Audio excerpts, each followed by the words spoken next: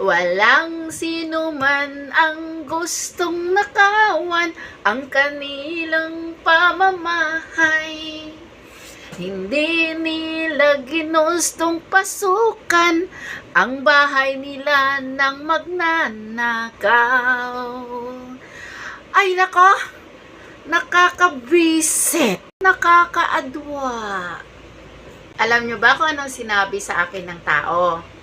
Okay, yung tao na yon tumawag sa akin at ang sinabi ay ganire.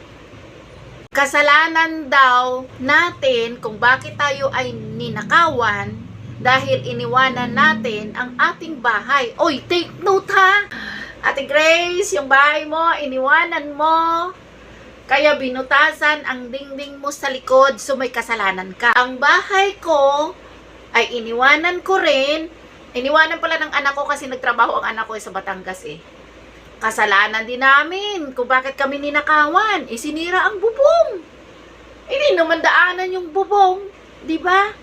Aba, okay sana kung yung pintuan, iniwanan mo na bukas yan, ay kasalanan mo na may-ari. Ay, tanga ka ba?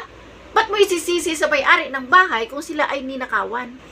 Ang tama mo. Uy, tika nga muna. Nasaan ang logic dyan sa sinabi mo? Ha? Baka darating ang araw, pangangalanan na kita dito, ha? Nakakaadwa ka na. Oh. Hindi naman po pwede yon. Nag-isisisi nyo sa may-ari ng bahay na kung bakit ninakawan sila. Unang-una, kahit na nga nandyan ang may-ari ng bahay, pinasukan pa. Ang tanong, anong ginamit nila para makapasok sa bahay na hindi mamalaya ng may-ari? Oh, did you conduct an investigation? Huwag niyong isisi yan kasi hindi maiwasan talaga na maiwanan ng may-ari ang kanilang bahay dahil sa mga pangangailangan nila, dahil is needed. Just like me, hindi ako nakahanap ng trabaho dyan na pwede ako magtrabaho na at the same time kasama ko anak ko, or either malapit sa school, malapit sa bahay, malapit sa trabaho. There's nothing. Kaya ako pumunta dito dahil alam ko dito may tatrabahuin ako. O diba? Yung anak ko rin pumunta ng Batangas para sa trabaho. So, ano pala yung mangyayari dyan? Hindi na pala tayo pwede magpunta ng hindi na pala tayo pwede maghanap buhay para hindi maiwanan ang bahay at para din hindi pasukan ng magnanakaw.